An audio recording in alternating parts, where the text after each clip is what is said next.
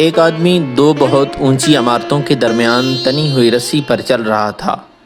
وہ بہت آرام سے اپنے دونوں ہاتھوں میں ایک ڈنڈا پکڑے ہوئے سنبھل رہا تھا۔ اس کے کاندھے پر اس کا بیٹا بیٹھا تھا۔ زمین پر کھڑے تمام لوگ دم سادے کھڑے یک ٹک اسے دیکھ رہے تھے۔ جب وہ آرام سے دوسری عمارت تک پہنچ گیا تو لوگوں نے تالیوں کی بھرمار کر دی اور اس کی خوب تعریف کی۔